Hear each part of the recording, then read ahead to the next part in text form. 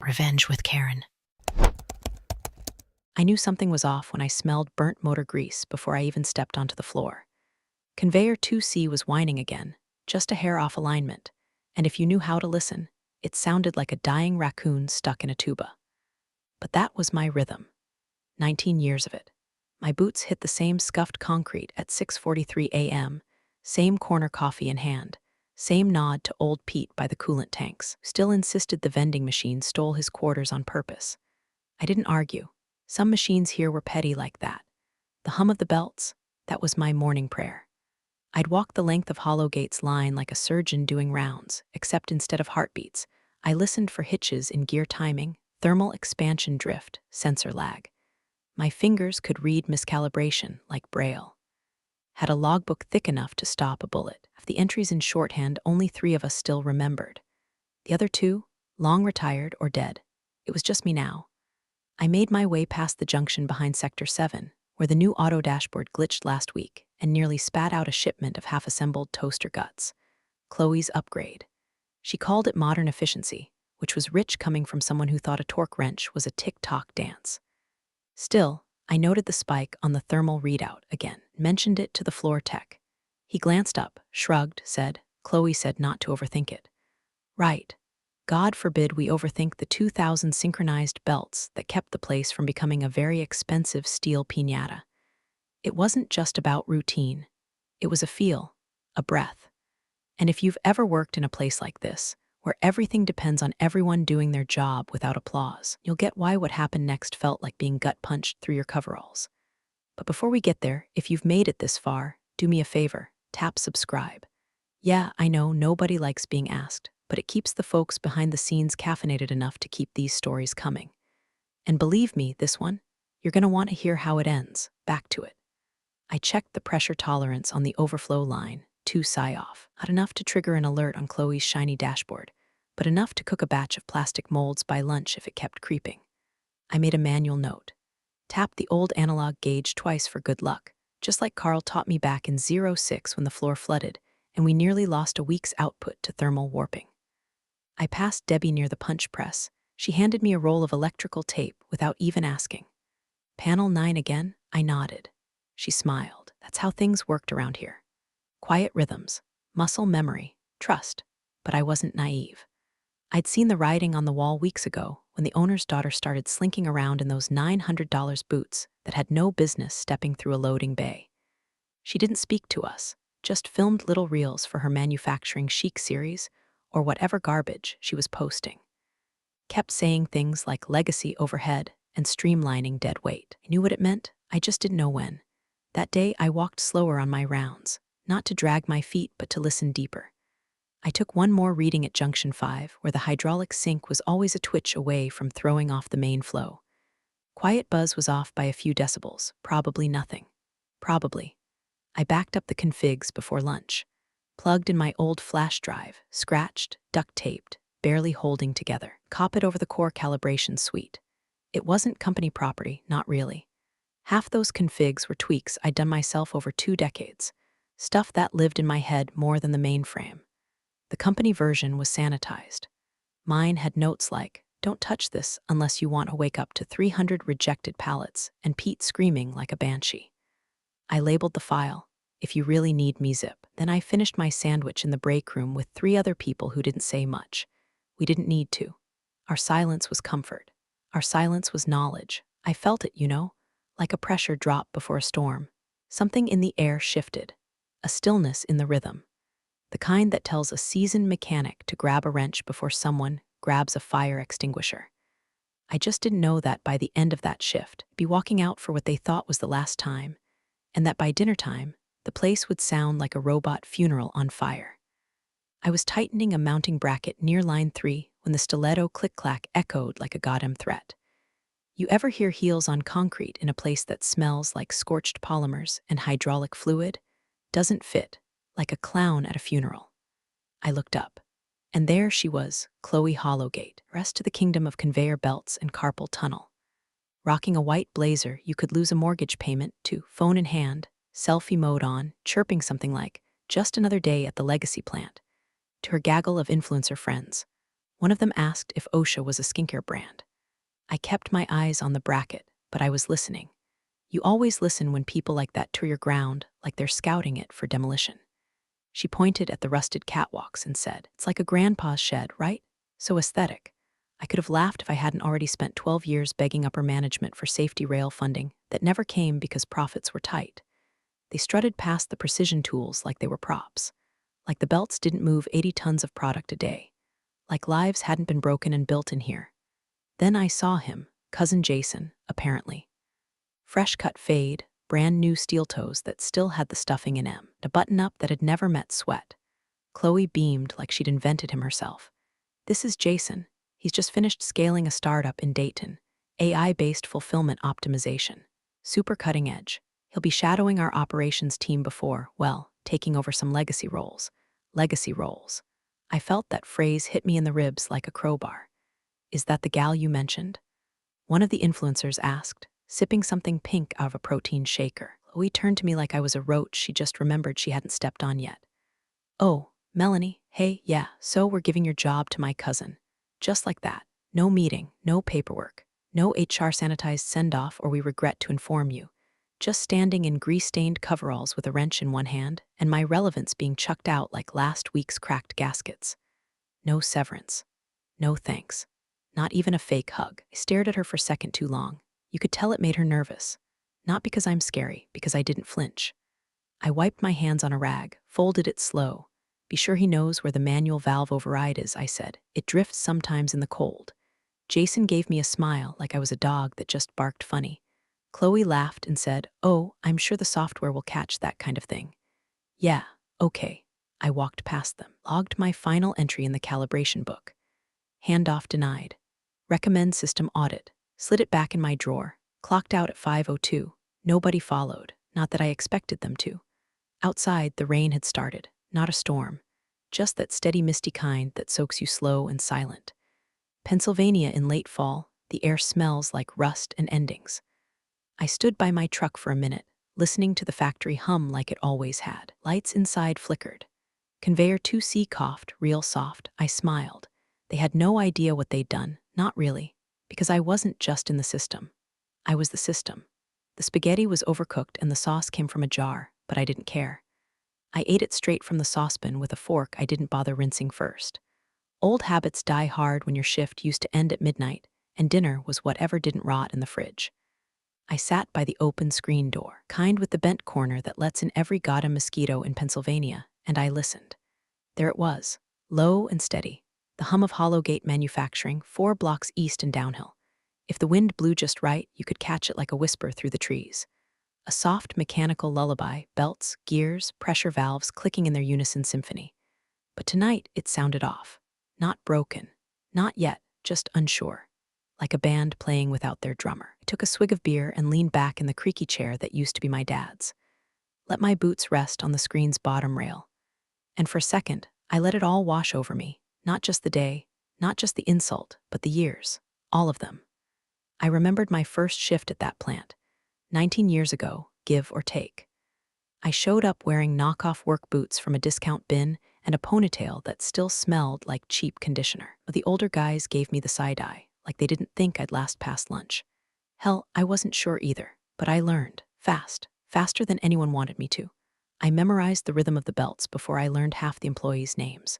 I figured out that conveyor 9 liked to seize up in humidity, and that line 6 coolant valve needed a slap with a socket wrench when the pressure dipped. Nobody taught me that. The manuals didn't have it. I listened. I adjusted. I tuned the floor like a damn instrument. I outlasted 3 plant managers, survived 3 system overhauls, 2 budget collapses, and 1 fire. I trained people who got promoted over me, replaced me, forgot me. But the machines didn't forget. That hum knew me. It trusted me. I got up, walked to the junk drawer, pulled out the old flash drive I'd used since before anyone knew what cloud storage meant. It had my initials in Sharpie and a crack in the plastic where it once got slammed in a file cabinet. I plugged it into my laptop, opened the calibration suite. There it was, the master file. A Frankenstein mix of legacy configs, manual overrides, hand-typed notes, and patches I'd coded myself when the new software didn't account for belt lag. I hovered over the file name for a second. Thought about just deleting it. Let them drown in their pride. Instead, I renamed it. If you really need me, Zip dragged it to the desktop. Took another sip of beer. They'd need me, not today, maybe not tomorrow.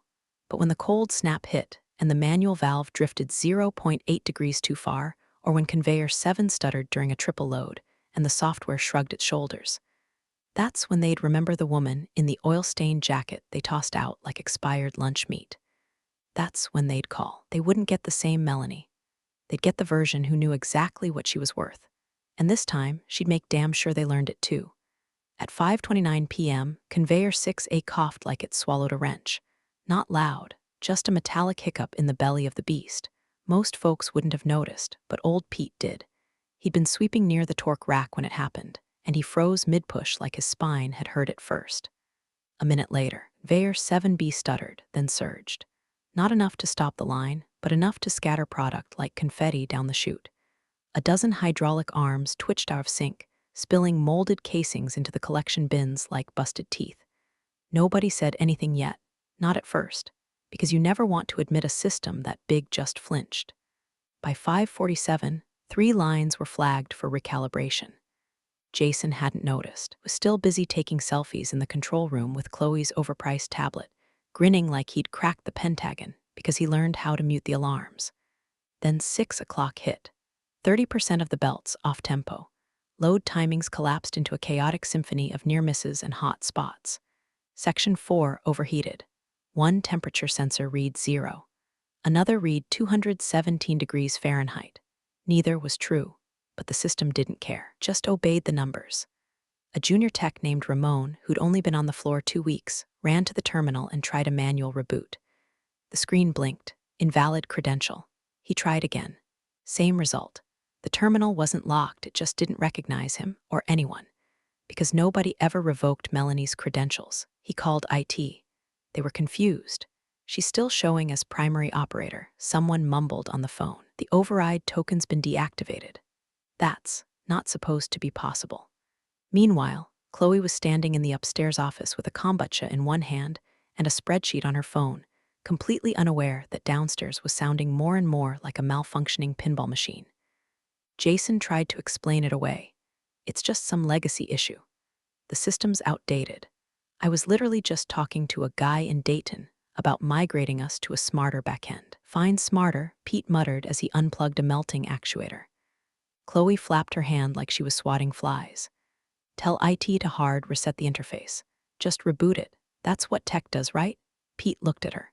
His face, usually lined with indifference, was creased now with something sharper.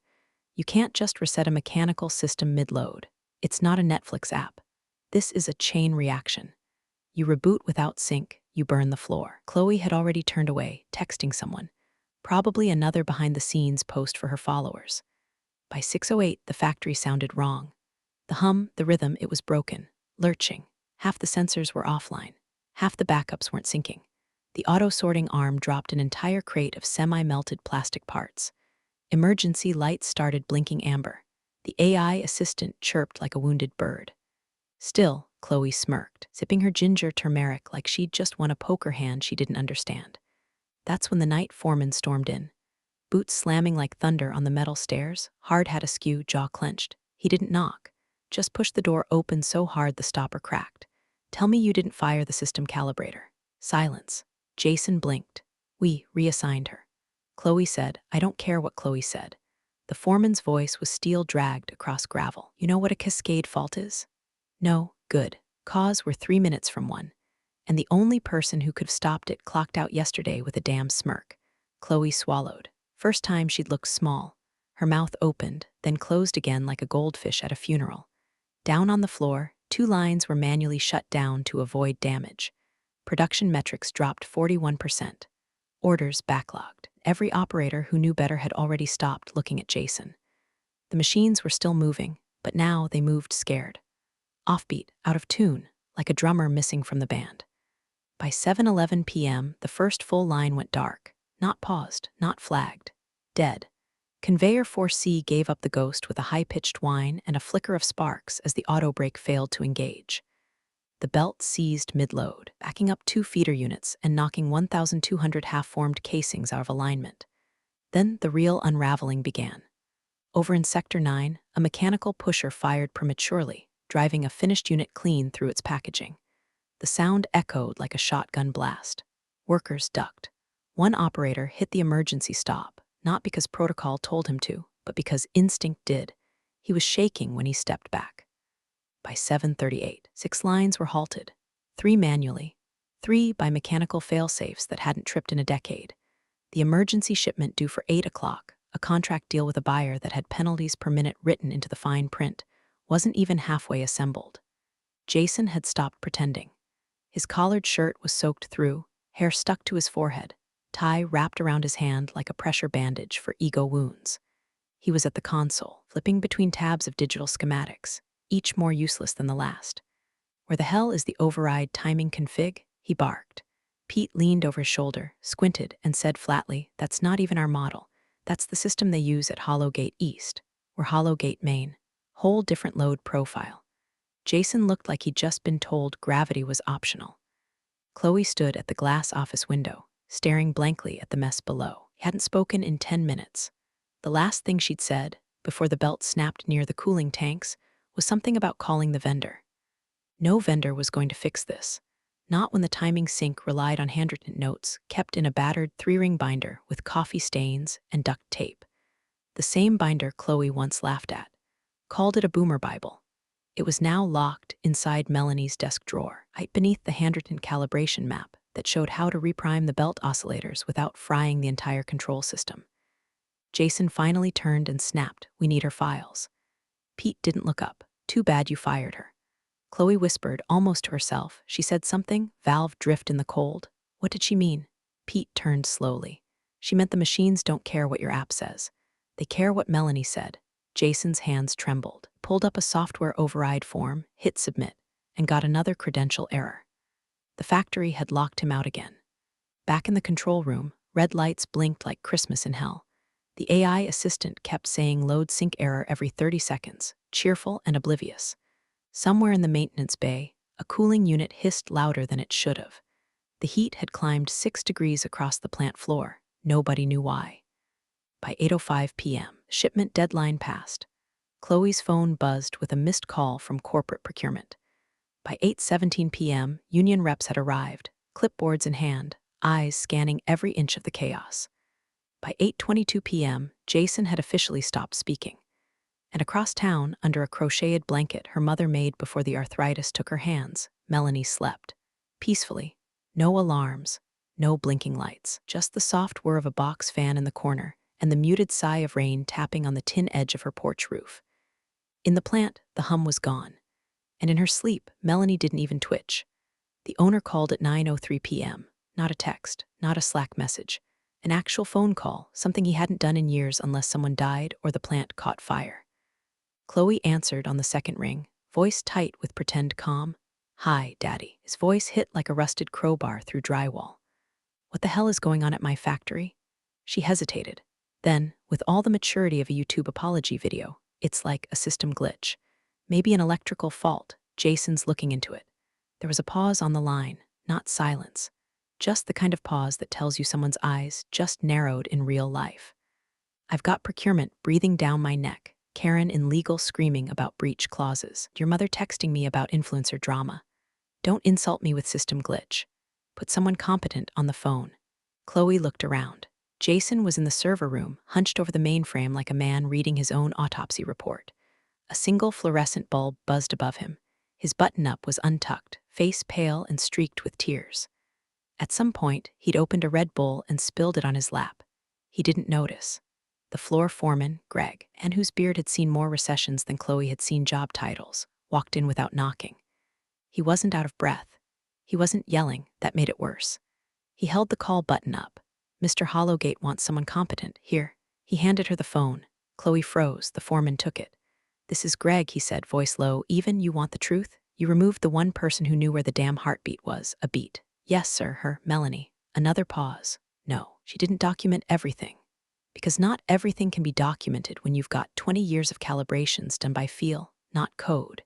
Your daughter canned the brainstem of this floor and replaced her with a startup brat who couldn't find the load sync register with both hands and a map." Chloe opened her mouth to object. Greg held up a hand without looking at her, like she was a dog barking at the moon. No, sir, I'm not being dramatic. Veyor 6A collapsed mid-shift. 7B through load errors. Temp sensors failed. Emergency orders missed. We've got union reps counting minutes. And your cousin Jason? Greg pointed with his thumb toward the flickering server room, where Jason was whispering something about rollback protocols to a terminal that refused to even recognize him. He's crying in the dark, sir. Greg handed the phone back to Chloe. She didn't take it. Instead, the factory CFO, an anemic man named Phil who rarely looked up from his spreadsheets, slid into the room with a folder and a face like he'd just read his own firing notice. We need to call her, Phil said. Chloe blinked. Who? Melanie. No. Chloe, Phil said, softer now, like he was negotiating with a hostage taker. If we don't fulfill those contracts by morning, it's breach territory. Not a slap on the wrist, millions. Arbitration, legal review, audit flags on our vendor scorecards. We'll bleed for months. And you know what I don't see in our burn rate? He held up a spreadsheet with a red box circled in Sharpie. Catastrophic failure due to ego. Chloe said nothing. Phil leaned forward. She has a flash drive, a backup of her configs. We both know it. That's what she does. She prepared for you. Jason suddenly appeared in the doorway, hair sticking up, lips trembling. Tried the override script, it locked me out again. It says access denied, legacy token conflict. I think she booby-trapped it. Greg chuckled. Phil didn't. Chloe's hands shook. She picked up her phone, hovered over Melanie's contact. She didn't dial. Not yet. Because calling meant admitting something she'd never said aloud. That someone older, quieter, less polished, and more essential than she'd ever be had built something irreplaceable. And tonight, it was breaking because of her. Call came at 6:42 a.m. sharp. Not a minute earlier, not a second later. Melanie was already awake, sitting at her tiny kitchen table in a robe that had seen better years, sipping black coffee from a chipped mug that said world's okayest employee. The screen door was open again. Autumn wind curled in like a warning. She could already hear it. The factory wasn't humming. It was coughing. Her phone buzzed. Unknown number. No caller ID. She stared at it for a second, picked it up and said nothing. Let the silence answer. A familiar voice came through, not barking, not corporate, just tired, like someone who finally realized they were sitting in a hole they helped dig. Melanie, it's Robert Hollowgate. Still, she said nothing. Let him sit in the mess he helped create. It was her turn now. We didn't realize, he continued, voice low, stripped of every layer of executive polish, how tied everything was to your protocols, your work. Or he paused, exhaled, your rhythm. She closed her eyes and let the silence stretch just long enough to make him sweat, not to be cruel, just to rebalance the scale. Finally, she spoke, voice level and clear. You realized, you just didn't listen. He didn't argue. She took another sip of coffee. I'll consider returning, she said finally, but I have conditions. He didn't hesitate, name them. I'll send a list, she said, one email. One time, you agree to it all. I'll walk back in. You push back on a single clause, you can watch the floor bleed until Q4. The line was quiet for a moment. Then, understood, she hung up. No pleasantries, no fake promises. Just business the way they always claimed they wanted it. She walked to her old laptop and opened a clean draft.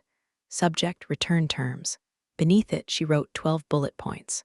No fluff, no begging, just facts. Full reinstatement of prior role, in your system's Calibrator, plus operations consultant title. Compensation adjusted to match market plus 10%. Sole control of calibration protocols. No committee approval. Direct line to CFO for budgetary needs. Independent tech assistant, hire of her choosing. No interference from executive family. No executive family allowed in control rooms, maintenance bays, or calibration terminals. Chloe Hollowgate barred from any operational input regarding systems management. Jason Hollowgate to be reassigned or removed.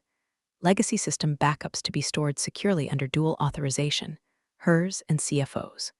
No social media content creation permitted on factory floor. Final clause. Violation of these terms results in immediate resignation with full severance, retroactive bonus, and public statement of fault issued by executive office. She attached a single file. If you really need me zip, then hit send. She didn't check for a reply, didn't need to, because if they wanted the factory to live, they'd meet every line without question. And if they didn't, well, she had peace. They had chaos. The boots hit the concrete like they never left. Same scuffed toes, same oil-stained laces, Same sole with the worn spot near the heel that always squeaked by the coolant tanks. Melanie walked through the service entrance at 7:12 a.m. with the same gait she had 20 years ago. Steady, unbothered, immune to the anxious glances, and side-eye from people who suddenly remembered who'd held this place together. She didn't pause to wave, didn't nod, just walked with the kind of silence that speaks louder than panic. In one hand, her battered thermos. In the other, the flash drive. Wrapped in electrical tape, label half-peeled. Still warm from the pocket she'd kept it in since sunrise. Chloe wasn't there. Her glass-walled office was dark, nameplate gone. No kombucha bottles, no Bluetooth speaker softly playing some podcast about optimization or hustle culture. No sign of that hollow laughter that used to echo down the stairs like fake perfume.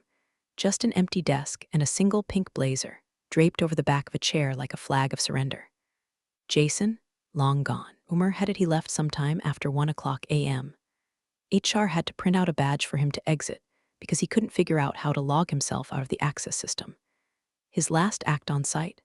Forgetting his iPad in the server room, where it now sat face down under a stack of unused safety checklists. Melanie made her way past the calibration desk, past Greg the foreman, who didn't say a word, but stepped aside like a bishop parting for the high priest. Others watched, Debbie near the molding units, Pete behind his mop as she reached her old workstation. The drawer opened with a soft clunk. Her binder was still there, her logbook, her notes, untouched, unread, like relics waiting for the priestess to return. She plugged in the flash drive. The terminal blinked to life. Legacy token detected. Override confirmed. The screen lit green. One by one, the machines exhaled. You could feel it in the air. The floor breathed. Belts shivered once, synced. Presses paused, recalibrated, restarted in tempo. The temperature sensors corrected. The line map blinked from amber to green to full power. Conveyor 6A hummed like it had missed her. Greg watched, arms crossed, mouth twitching like he didn't want to smile but couldn't help it. Good to have the band back together, he muttered. She didn't reply. Instead, she handed him a sealed envelope, thick, typed, signed. The updated terms. Already agreed to, already executed. He flipped through the pages. His eyebrows lifted when he hit Clause 7. No family interference, he read aloud. Permanent? She nodded once. Then turned back to the console. The owner was waiting upstairs. She knew that. Knew he'd probably rehearsed some speech about appreciation, about lessons learned, about how sometimes we fail to recognize greatness in our own backyard. She didn't care. She wouldn't be going up. Because respect, once taken, isn't bought back with flowers and guilt. It's earned. And today they were finally paying what they owed. The floor clapped. Not a standing ovation, just 3 or 4 people, slow, real, raw, calloused hands hitting grease-stained palms. The sound of quiet redemption. She didn't smile. She just tapped the keys, eyes on the screen, listening as the system came back to life under her command. The hum returned. And this time it bowed to her. Server bay smelled like warm dust and quiet redemption. 1 week since the shutdown. 7 days since the chaos bled out and order returned, not because some consultant waved a wand, but because the woman they'd exiled came back and made the system remember who it was. Melanie stood with her hands in her pockets, watching the monitors. Green lights danced across the screen like a heartbeat restored. Conveyor speeds, nominal. Thermal readouts, steady. Oscillators, balanced. The floor below moved like a synchronized animal again, lean, quiet, precise. A new junior tech stood beside her, probably 23, hair too neat, eyes too anxious. His name was Kyle or maybe Ryan. They changed every 6 months now. He glanced at the readouts, then back at her. What should I do if the belts fall out of sync again? Melanie didn't turn. Just handed him a folder. Paper. Not a tablet. Not a PDF. A damn folder. Annotated, tabbed, creased at the edges. Follow the rhythm, she said, and listen to the machines. He blinked. The machines? She finally looked at him just enough to raise one eyebrow. They'll tell you what's wrong. They always do, if you're not too busy trying to optimize them to hear it. He nodded like he understood. He didn't. But someday, maybe, he would. She left him there and moved down the row, checking the legacy nodes sync against her backup logbook. Not because she didn't trust the system, because trust needed verification. Always did. Across the bay window, movement caught her eye. Chloe, clipboard in hand, blazer buttoned tight. No camera crew, no heels, no entourage. Just her walking stiff-backed along the top floor walkway, pretending to review a report. She slowed when she reached the glass above the bay. She saw Melanie, paused. And for a second, just 1 second, her mask cracked. She looked. Not scowled, not glared, just looked. eyes lingering longer than they should have. Melanie didn't move, didn't nod, didn't smirk. She just stood there, steady as a pressure gauge, letting the moment stretch. Then Chloe looked away and walked on. No words, no apology, no need. That was the victory. Not the applause, not the paycheck, not even the contract that now bore her name beside the owners, equal signatories. The real win was this: silence where there used to be smugness, deference where there used to be dismissal. A system that ran smooth not because it was coded right, but because it remembered who made it whole. The camera feed looped on the main monitor. Green-lit conveyor belts, thermal systems breathing in rhythm, everything moving like it had a soul again. Some systems don't run on code, they run on memory.